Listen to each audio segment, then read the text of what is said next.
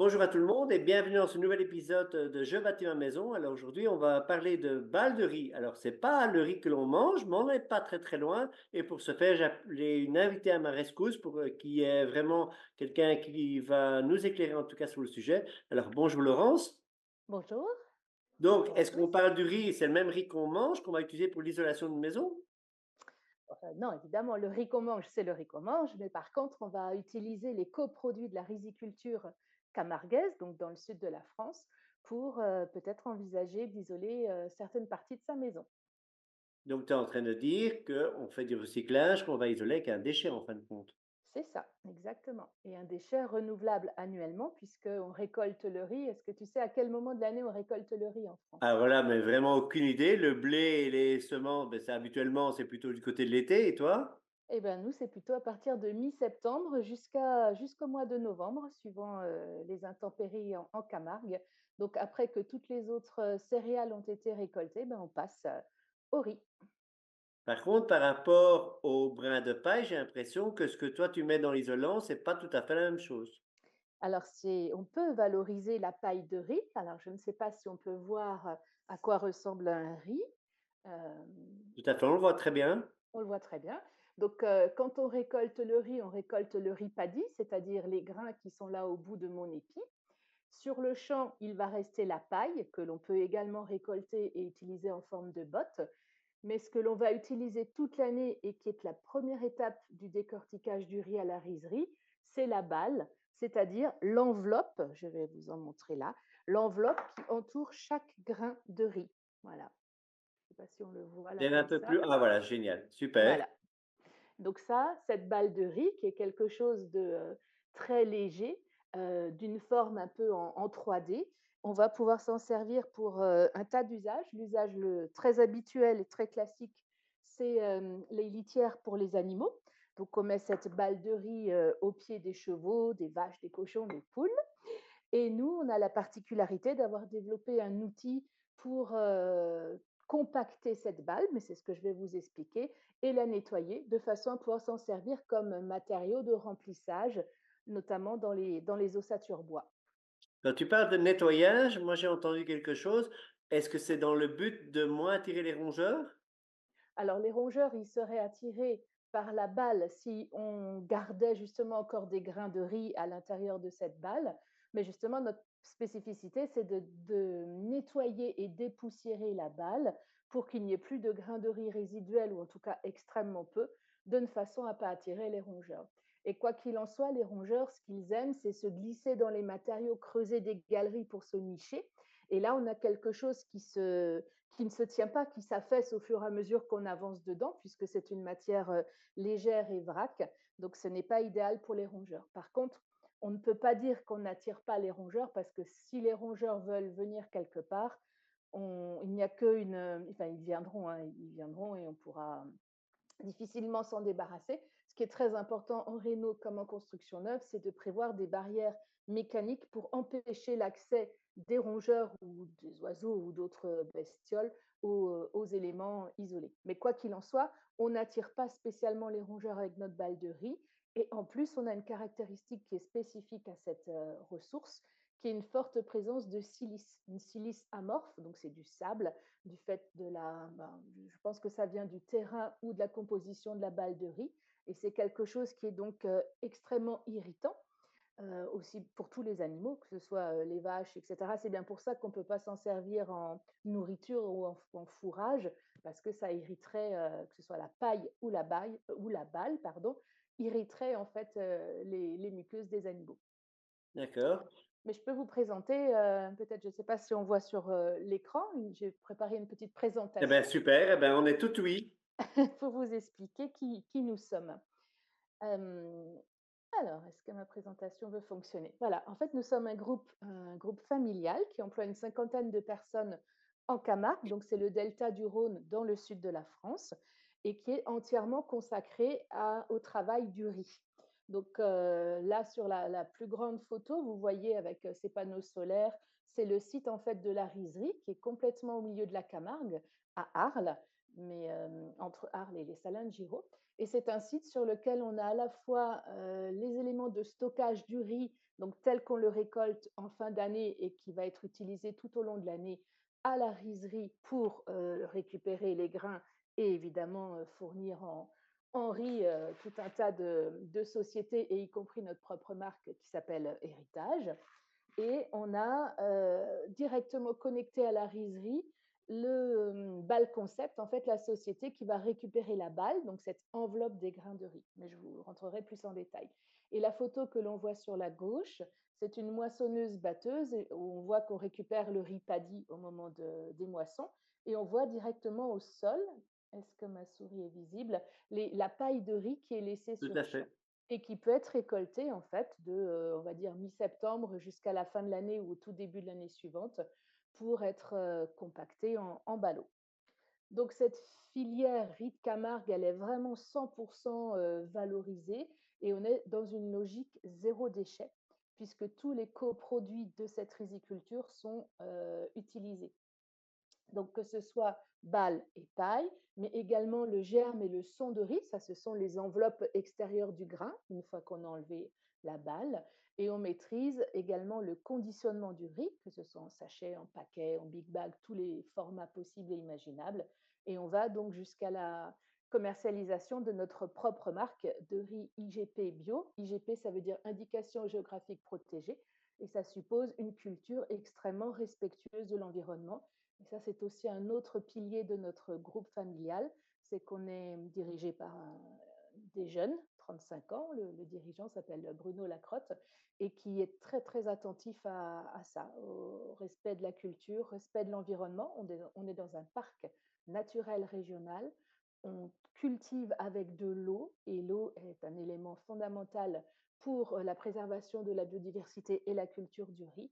Et donc, on ne fait pas n'importe quoi. Voilà. Je t'interromps une seconde. Il y Oui. a, à ta connaissance, tu es la seule société qui fait justement cette culture avec une récupération à 100% des déchets, ou c'est quelque chose qui est dans la logique de toutes les sociétés qui font du riz? Alors, c'était pas du tout dans la logique. La balle de riz a toujours été un déchet encombrant à côté des rizeries. Déjà, il n'y a pas tellement de rizeries, il y en a peut-être 4 ou 5, et toutes ne sont pas sur le territoire de la Camargue. Donc souvent, on essayait d'enfuir ou de brûler cette balle, on ne savait pas très bien quoi en faire.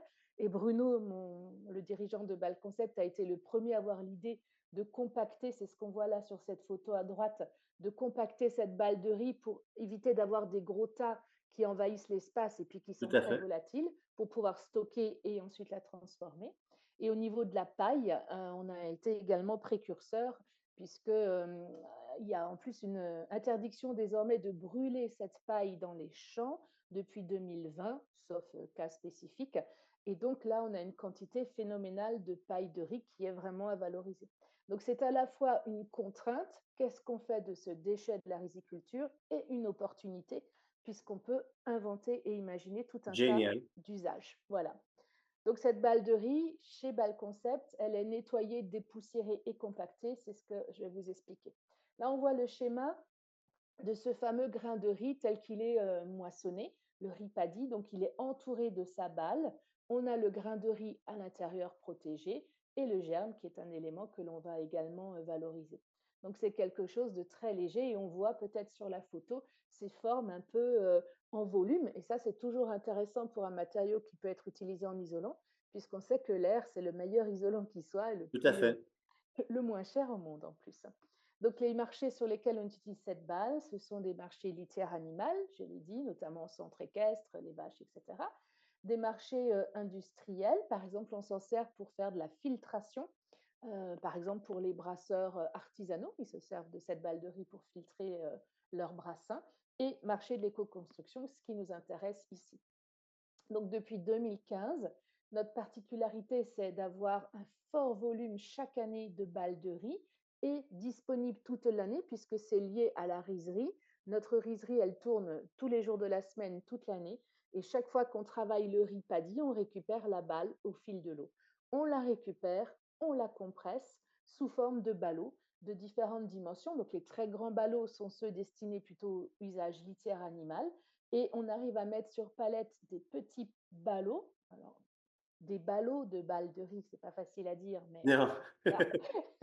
Donc chaque ballot pèse 160 kilos et tu vois, sur une palette, on arrive à mettre presque 500 kilos de balles de riz compactées pour pouvoir faciliter son transport. Et on a également un plus petit conditionnement qu'on paletise également, des sacs de 20 kilos.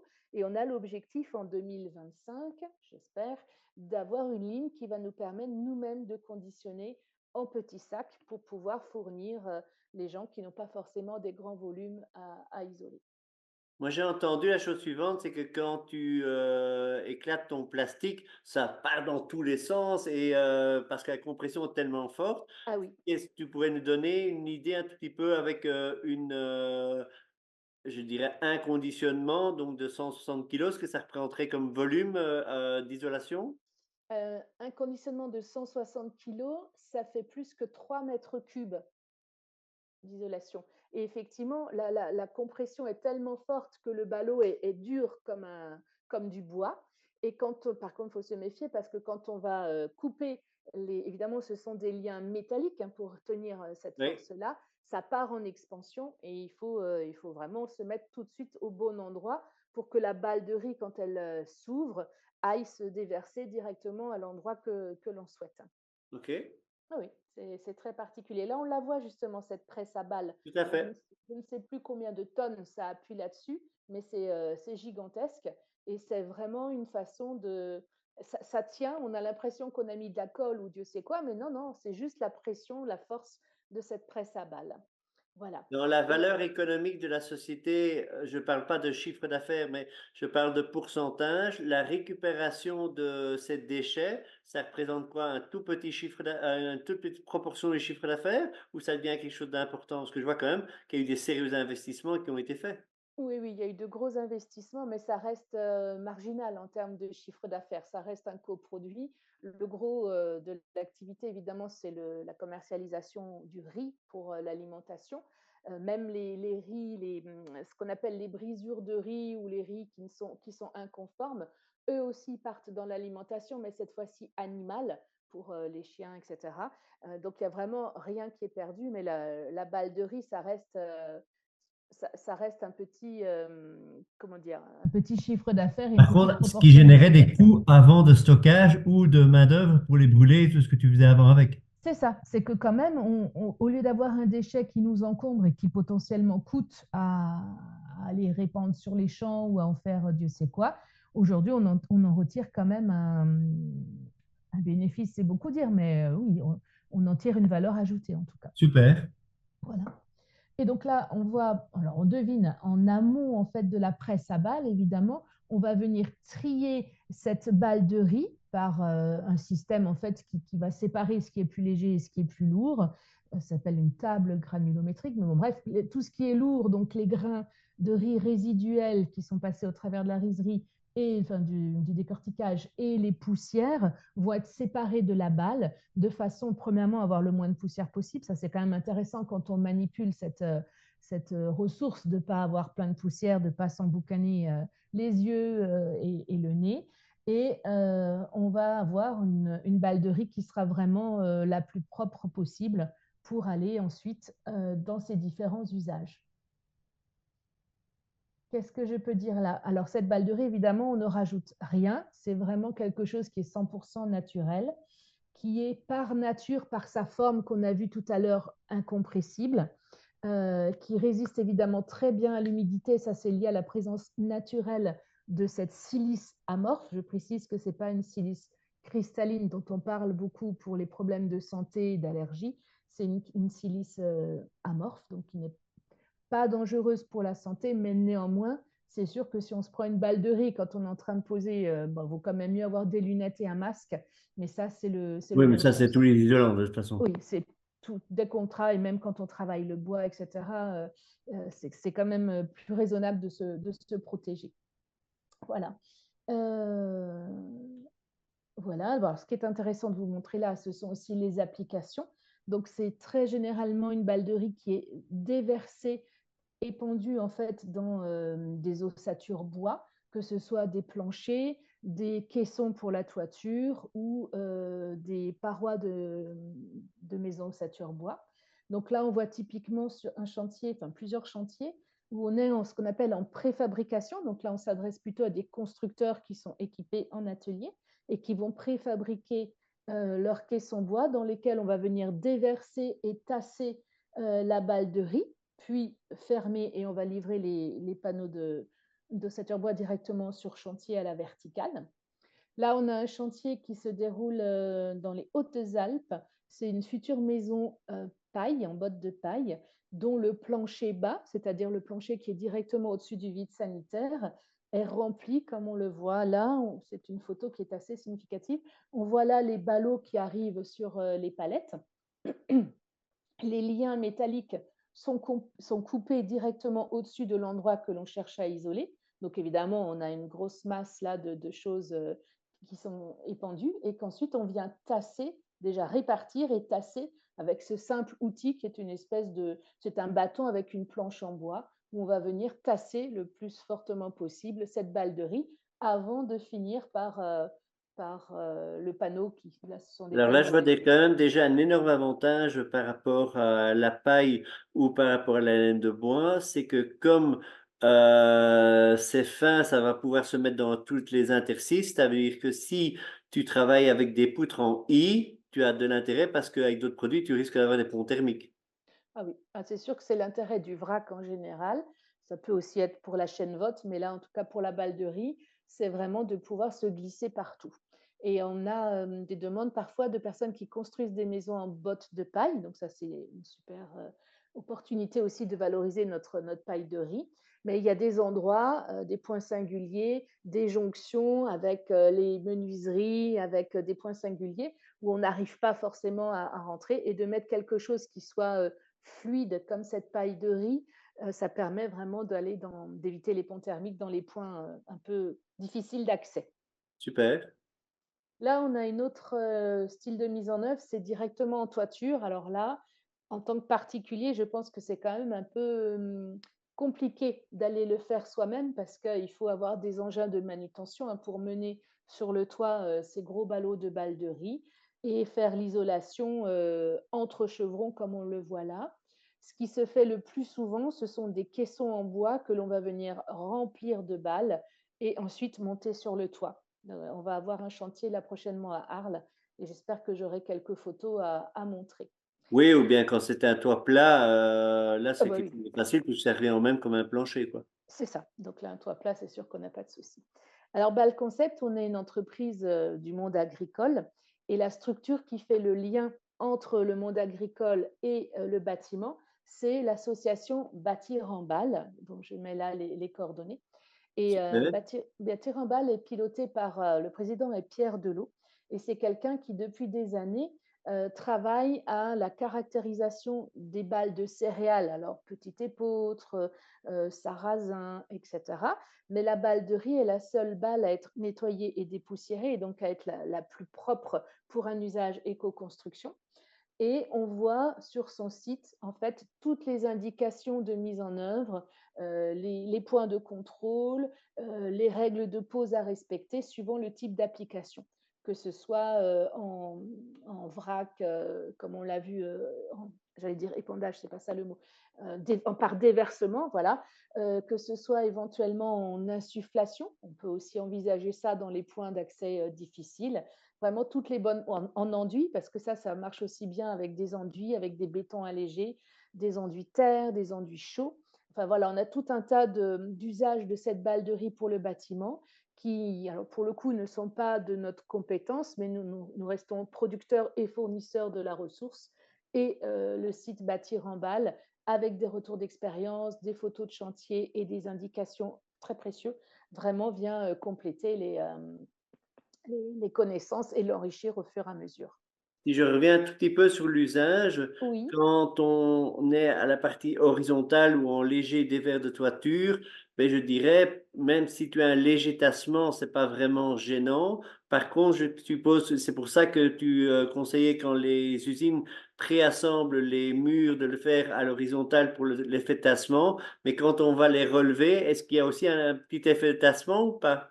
oui, on demande alors sur le site de Bâtir en Balle, dans Il y a un calculateur qui permet de dire en fonction de la résistance thermique recherchée ou de l'épaisseur à isoler et de l'application, qu'on soit à la verticale ou à l'horizontale, combien de balles de riz il faut commander pour justement tenir compte du coefficient de tassement et tenir compte également d'une masse volumique qui va être différente suivant puisqu'il y aura plus de tassement, ce sera plus lourd à la verticale qu'à l'horizontale. Et effectivement, dans les comment est-ce qu'on appelle ça? Les schémas de, pas les schémas de pose, les plans, on va dire, on prévoit d'être plus haut au niveau de la sablière pour prendre en compte le tassement qui inévitablement va se produire. Parce OK. qu'on a beau prétasser au fur et à mesure que l'on monte la paroi, un moment, il y aura quand même un petit tassement et donc il faut le prévoir. Même si c'est que 2 centimètres, évidemment, ce serait ridicule d'avoir ce pont thermique à la jonction Bien entre sûr. une panne sablière et ce mur. Voilà. Donc, soit OK. il faut prévoir de pouvoir revenir pour compléter plus tard, ce qui n'est pas toujours évident, soit on prévoit de monter plus haut que le point pour que si justement ça se tasse, Oui. on se retrouve pas avec un pont thermique. Mais Et voilà, du ça, moment qu'on en prend en compte dès le départ, en connaissant l'inconvénient du produit, ben à ce moment-là, on le met en œuvre correctement. c'est ça. D'où l'intérêt de vous référer à ce site de Bâtir en Balle qui parle très bien de ces sujets-là. On a quelques chantiers de prescription, puisque nous sommes partenaires de Envirobat. Ce sont les clusters éco-construction qui s'appellent Envirobat BDM pour bâtiments durables méditerranéens en région PACA, mais également côté Occitanie, puisque la Camargue est moitié région PACA et en fait 2 tiers région PACA, 1 tiers Occitanie, avec des bâtiments publics comme des collèges, des écoles, etc., qui ont été isolés avec cette balle. Donc là, ce sont principalement des constructeurs à ossature bois qui interviennent. Et pour rentrer dans une démarche bâtiment, on a toutes les caractéristiques techniques qui sont demandées. Ça passe par effectivement la composition du produit et surtout justement parler des coefficients de tassement qui ont été mesurés, les fameux lambda, les fameuses Tout à fait. conductivités thermiques qui, elles aussi, enfin, ce lambda varie suivant la mise en œuvre puisqu'on aura une masse volumique qui va changer, donc ça va impacter sur le lambda et donc la résistance thermique. Les ouvertures, le fameux coefficient mu, ouverture à la diffusion de vapeur d'eau, la résistance fongique au développement des moisissures, puisqu'on est dans un environnement biosourcé et bois, donc ça c'est important d'être rassuré sur le fait que ce soit résistant aux termites, notamment quand on est sur une isolation d'un plancher bas au-dessus d'un vide sanitaire, suivant les régions où on le met en œuvre, c'est quand même rassurant. Sur tout ce qui est insectes, et évidemment, le confort d'été, là, on a des temps de déphasage. Je crois que je l'ai mis après. Voilà. Ce que tu m'avais demandé, un tableau un peu comparatif entre les matériaux, leur Génial. résistance thermique et leur temps de déphasage. On est par exemple en toiture pour 40 centimètres de balles de riz sur un temps de déphasage. Alors, non pas de 10 heures pour 40 centimètres, mais on a pris en élément de référence 20 centimètres. Oui. On est déjà sur 10 heures de déphasage Waouh! pour seulement 20 centimètres. Donc, autant dire que là, on a entre la masse et l'épaisseur d'isolant une capacité en fait à ralentir, voire à empêcher le transfert thermique en été et à vraiment pouvoir préserver cette fraîcheur, si tant est que ce soit possible, même en période de canicule, à l'intérieur de la maison. Et ça fait partie des facteurs, mais qui sont génériques aux isolants biosourcés. C'est ces notions de confort physiologique, de bien-être qui apparaissent, mais qui sont apportées à la fois par les caractéristiques de confort pour l'hiver, donc le fameux résistance thermique, l'inertie, leur capacité à gérer les migrations de vapeur d'eau, et puis l'épaisseur qui joue aussi sur l'acoustique, l'épaisseur et la densité qui jouent aussi sur le confort acoustique. Parce que quand on a 160 km3 de matière, évidemment, on a une absorption qui est magnifique sur le plan acoustique. Bah, écoute, tu as fait là un tableau super complet. Donc là, beh, les gens qui s'intéressent vraiment à ce sujet-là Mais là, ils n'ont qu'à lire et en fonction effectivement de l'épaisseur qu'ils mettront dans leur cloison, ben, ils savent directement calculer le temps de déphasage et d'avoir le bon calcul. Et par rapport à d'autres produits, notamment par rapport à la laine de bois, qui est déjà un produit qui a un excellent déphasage, ben, on voit que tu es super positif. Alors la belle comparaison aussi par rapport à la boîte de cellulose, ben, écoute, ça fait vraiment un tableau très, très, très complet. Merci. Alors, je me suis permis d'intégrer aussi notre paille de riz, puisqu'on valorise aussi cette paille de riz. Je ne sais pas si c'est Oui, l'objet là et si on peut en dire un petit mot, mais la paille de riz, elle est un chouïa moins performante sur le plan du déphasage, mais c'est largement suffisant pour le confort d'été. Et c'est lié à la masse volumique qui est un peu plus faible que pour la balle. Et là, on a. Je peux vous parler rapidement de la paille? bien sûr, bien Oui. sûr. Regarde, t'as vu ça, Tu l'enchaînement? ne peux pas, tu dois. OK. Donc cette paille de riz, là aussi, complètement, végétale, naturelle, renouvelable annuellement puisqu'à chaque moisson, on récupère, cette paille. C'est ce que je vous montrais là, au cul, désolée de dire ça, de la moissonneuse.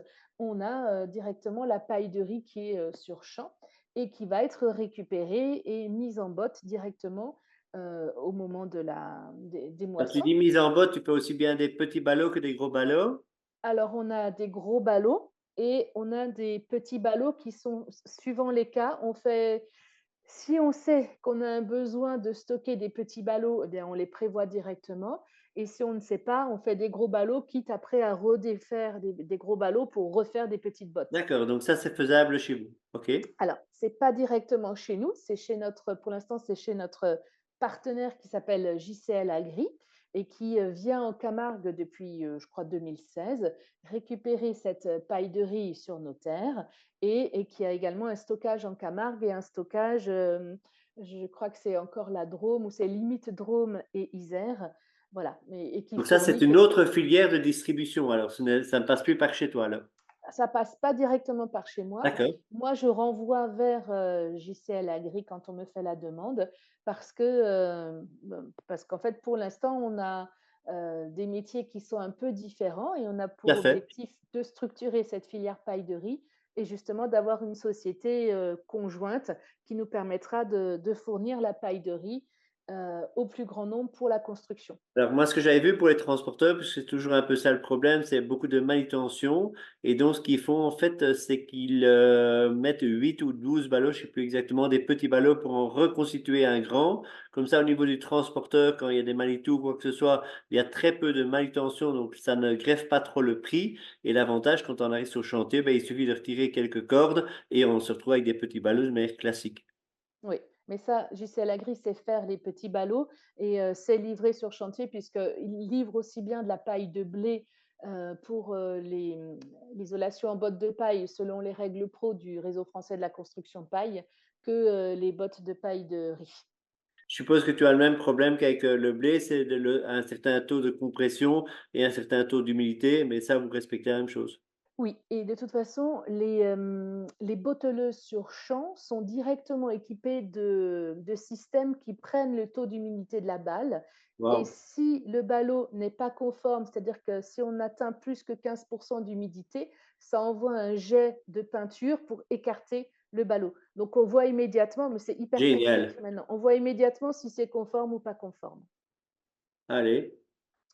Voilà, donc là, on a une ressource, la paille, qui est encore plus disponible que la balle, puisqu'on considère qu'on a au moins 25 000 tonnes par an et qu'on a donc cette interdiction de la brûler sur champ depuis 2020, ce qui fait qu'on est un peu obligé maintenant de trouver des usages. Cette Donc, obligation de ne plus brûler sous le champ, c'est valable aussi pour la paille de lavande ou pas?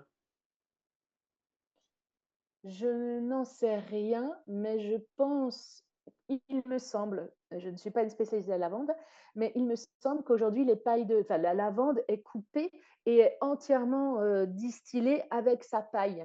Ok. Ce qui fait qu'après, elle est humide et je vois vers Valençol, etc., ces tonnes de paille, je pense qu'elle n'est pas brûlée ou alors il faut attendre un sacré Je moment. sais qu'avant, il la brûlait et que c'était le même problème que toi. Donc, quelque part, ben, encore une fois, ben, un coût énorme. En plus, c'est des pollutions stupides. Et si on peut Ah oui, valoriser les déchets, ben, c'est c'est valorisant. ça. En fait, ce qui est totalement stupide, c'est que cette, paille, elle a stocké du carbone, c'est ce qu'on appelle le carbone biogénique Tout à et fait.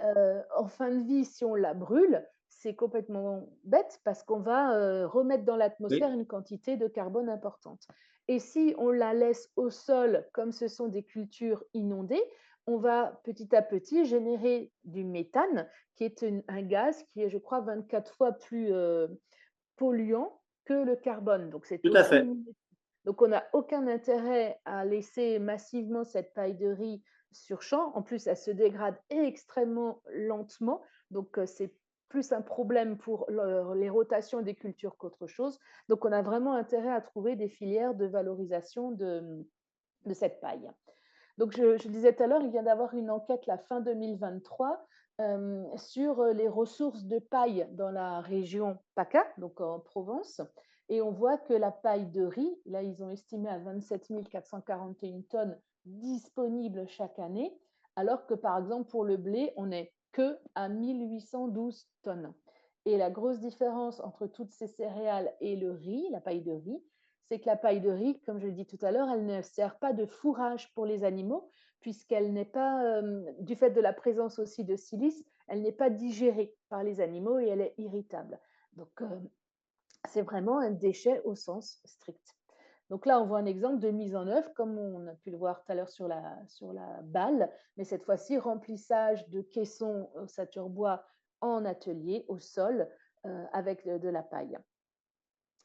Alors là, contrairement à la balle de riz, on a besoin de s'appuyer sur le RFCP. Le RFCP, Bien sûr. c'est la structure nationale qui gère et qui a su en fait faire des règles professionnelles pour la mise en œuvre de la paille dans le bâtiment en construction. On sait que la plus ancienne maison isolée en bottes de paille, c'est la maison Feuillette à Montargis. Elle a plus de 100 ans, je crois que c'était l'année dernière qu'on a fêté ses 100 ans. Et donc, on a une durée de vie qui est formidable. Et il y a tout un tas de bonnes ondes qui se mettent autour des ouvrages en paille, puisque l'État, avec le programme France 2030, vient avec l'ADEME d'accepter un financement très important de plusieurs millions d'euros pour ce qu'ils appellent POP 2030. POP, ça veut dire pour des ouvrages en paille 2030. Et dans ce grand programme qui réunit des laboratoires, des associations, des scientifiques, des groupes de travail, etc. Il y a notamment complété dans les règles pro qui aujourd'hui sont réservées à la paille de blé d'autres types de paille, dont la paille de riz, intégrer la balle de céréales, justement qui peut être complémentaire aux bottes de paille, et aller pousser pour les rénovations, ce qu'on appelle l'ITE, l'isolation thermique par l'extérieur avec des bottes de paille. Voilà. Donc tout ça, c'est un programme qui va durer 5 ans à peu près, puisque l'objectif c'est 2030, et sur lequel nous, on est évidemment très attentifs, puisqu'on... Ah oui, il y aura aussi ce que fait la Ski Yellow, c'est-à-dire la paille hachée, qui permet justement d'être projetée, insufflée Oui. dans des éléments pas forcément très accessibles. Enfin bon, il y aura vraiment tout un tas de choses autour des différents usages et modes de transformation de cette paille sans liant. Donc ça, c'est la grosse différence. Voilà. Ben voilà, on a un exemple d'une belle maison isolée en bottes de paille de riz. Donc évidemment, les caractéristiques de la paille de riz sont tout à fait au moins aussi bonnes, parfois meilleures que la paille de blé. Là, on n'a aujourd'hui aucun Et surtout, problème comme tu as dit tout à l'heure, elle est beaucoup plus disponible.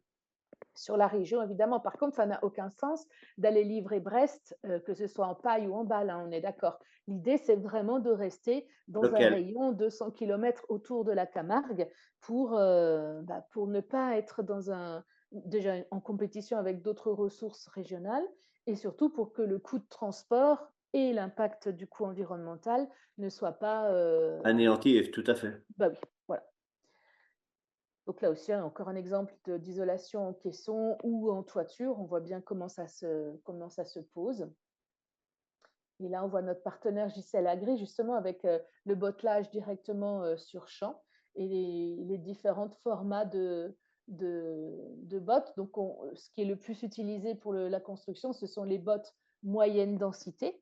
Et ce que l'on voit de plus en plus arriver, ce sont les petites bottes, 22 centimètres d'épaisseur, 22-23 centimètres Ben, tout d'épaisseur. simplement parce que tu as l'épaisseur de mur qui peut parfois être une contrainte et effectivement les demi-bottes déjà assemblées, mais ça c'est quelque chose de génial parce qu'il y a une rapidité d'exécution et pas commencer à prendre un ballot, prendre l'énergie pour le recouper, pour le reficeler et c'est là où tu as tous les problèmes de compression qui sont moins bien atteints, quoi.